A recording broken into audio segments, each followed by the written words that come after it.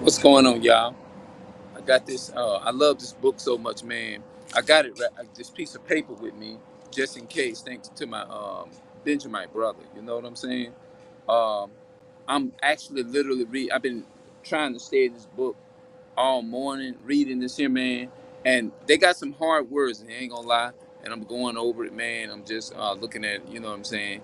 If I don't know, I just Google up certain words. But this is a powerful little book. It's called Babylon Temple of Two, and this book can gives you the origin of.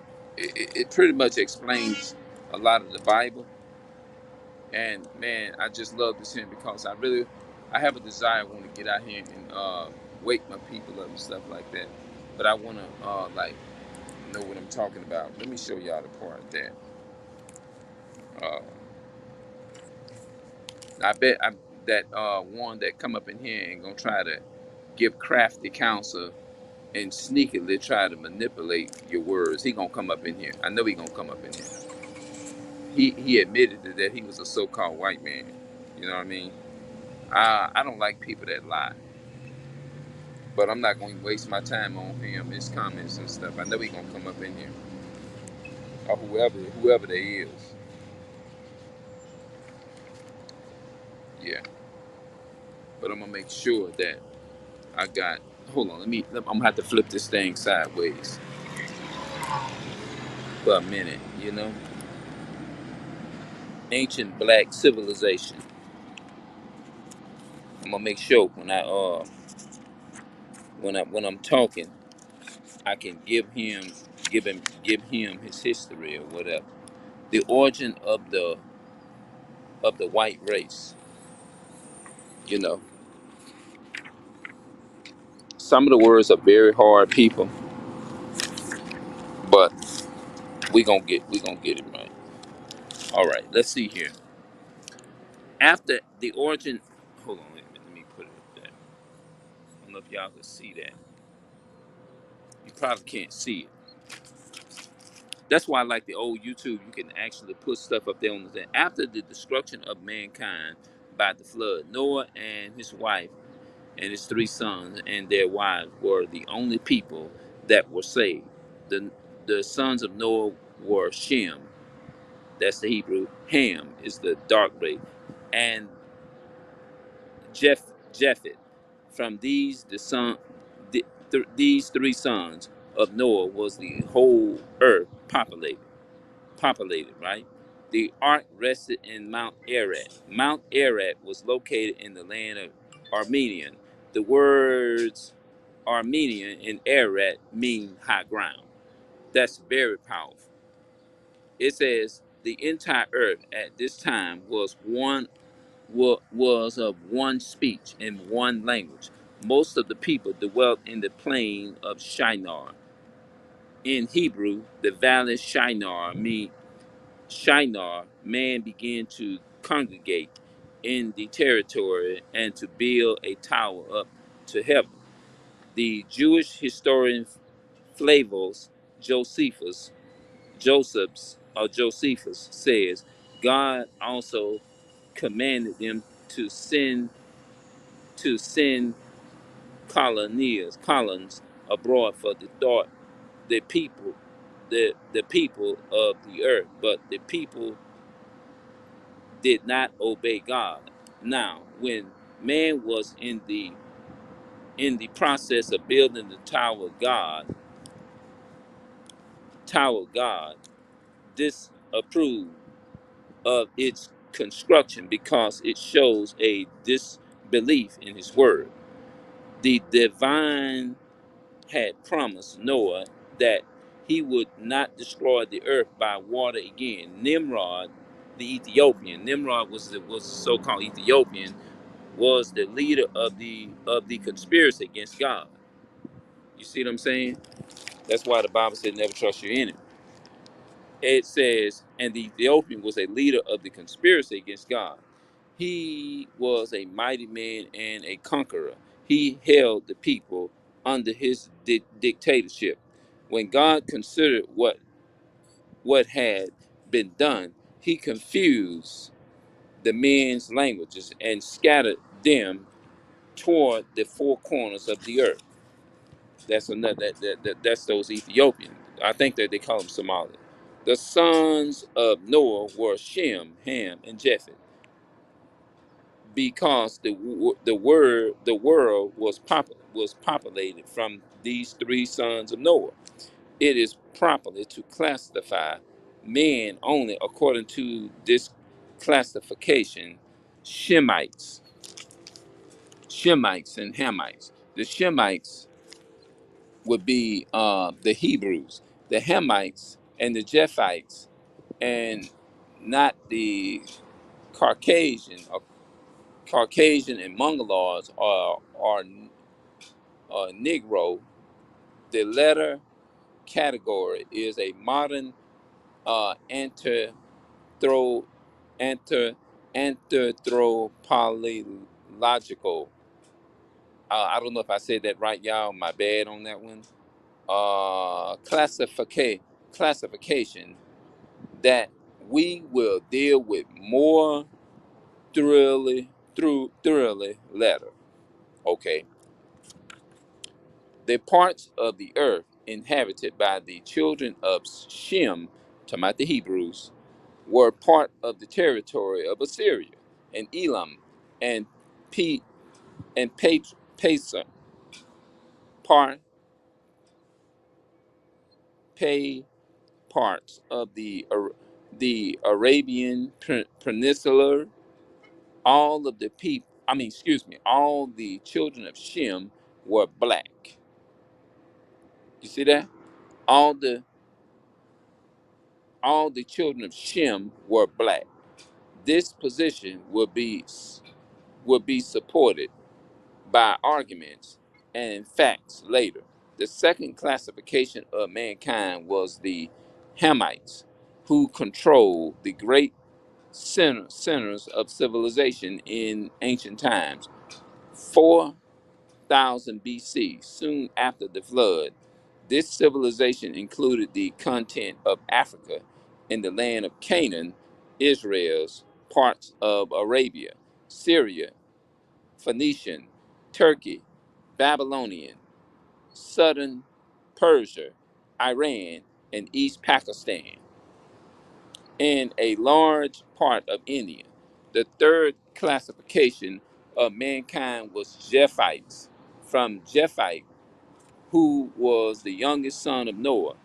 The offspring of Japheth occupied the islands of the Gentiles and the shore territories of the Mediterranean Sea in Europe and parts of Asia Minor, whence they dispersed northward over the entire continent of Europe and a great part of Asia. After Noah's ark rested on the mountain of Ararat, and the dispersal of the children of men at the Tower of Babel, Japhet's descendants traveled west, north.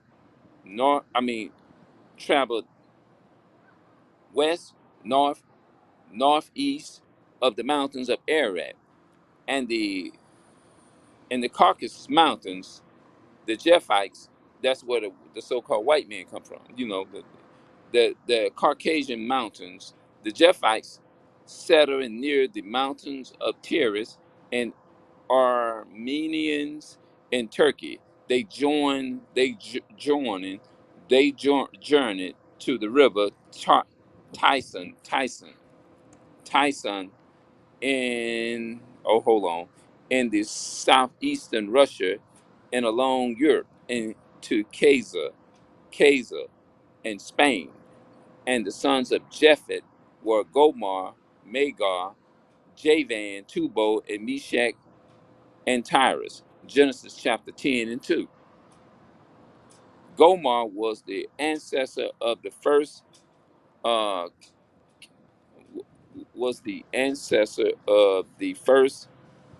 Canaanites, the Canaanites, okay, and of the later Cambira, including Gaza of Ireland, Scotland, and the Hebrews islands. These Canaanites were described by Homer and the Greek as dwelling in a remote place of mist and gloom. This place was located north of the Black Sea. So I don't know how that sounds.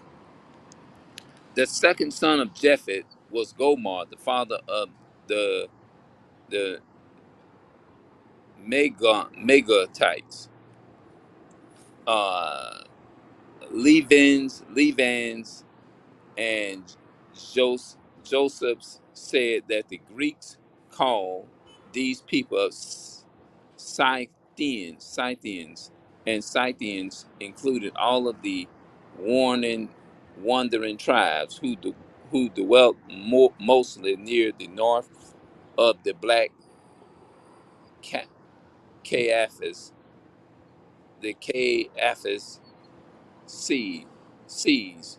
They were regarded by the ancients as tremendously lacking in intelligence and civilization. The third son of Japheth was Madai, the father of the Medes. They were located at the southern part of the uh, Caspian, Caspian, Caspian, Caspian Sea, and they later united with the Persians to form one race. Okay, I don't want to get the rest of them wrong, people. These are some tough words. They got a lot of them in here. This is really good. It's talking about the Moors in here. I might have said some of the words kind of wrong or whatever, but what I'm gonna do, I'm just kind of go back over them a little bit. The Tubal, the fifth son of Japhet, is associated with Javan, Isaiah 66, verse 19, Meshach and Tubal, Ezekiel chapter 32, verses 26, and Ezekiel 39, verse 1, are the nations of the north of the focal point of the land of Israel. Joseph's identified the descendants of Tubal with the early liberals and Iberians. They were the habitation territory between the Caiaphas and Exan Sea, uh, which is Georgia in southern Russia. Georgia and southern Russia. Hold on.